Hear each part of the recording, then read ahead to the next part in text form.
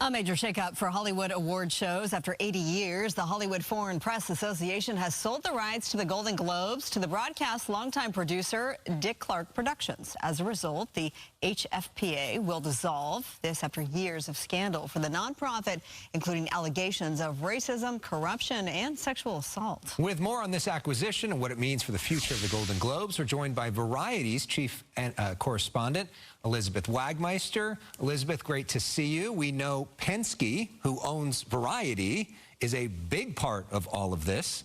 What's the real deal here? What's happening behind the scenes? Why is this happening? Yes, so Dick Clark Productions has acquired the Golden Globes, and as Marla mentioned, of course, the Hollywood Foreign Press Association suffered a lot of backlash and a lot of controversy in the past for its lack of diversity among its very small voting body, also a lot of pay-for-play, with voters being sent by studios and networks to extravagant trips and then perhaps voting for those shows. If you remember, there was a year that the Golden Globes really didn't happen at all. Well, last year they did happen and they went off great. Celebrities were there. Hollywood was really championing it. So now with new ownership with Dick Clark Productions, the Golden Globes could head into a new era and continue basically bigger and better than ever. The Hollywood Foreign Press Association is now going away. It is being rebranded as the Golden Globe Foundation, which will be the charitable aspect. But this is now going from a nonprofit organization to a commercial organization. So that will really open it up to a lot more opportunities. You know, they enacted, I should say, some reforms. They built up the membership. They put more diversity on the panel. So how is this going to work? Do we know who will be voting? Who will be nominating these films and voting?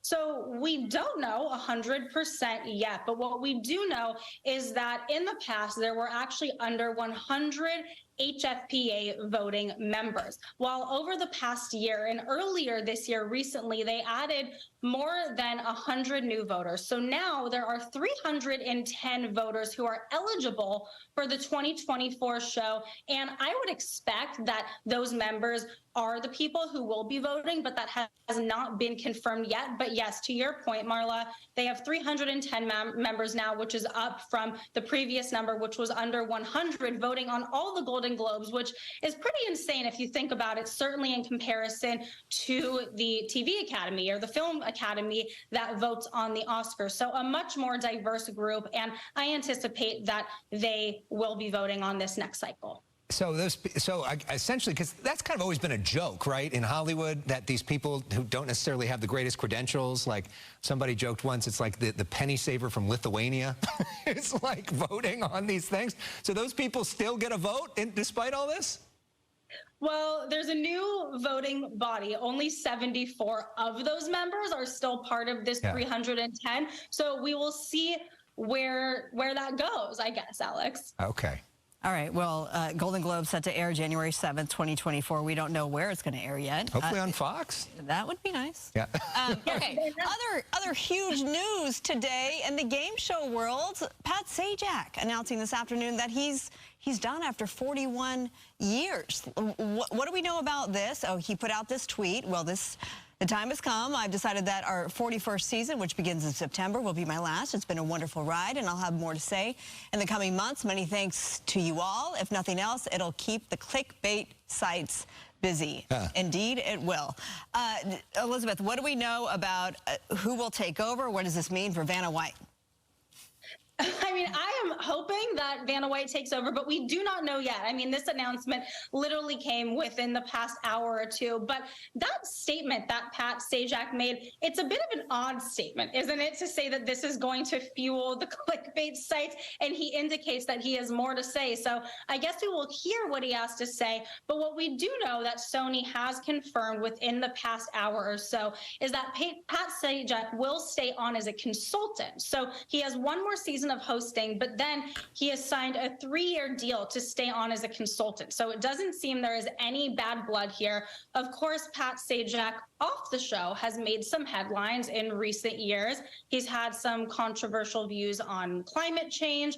There was that photo that surfaced of him with Marjorie Taylor Greene.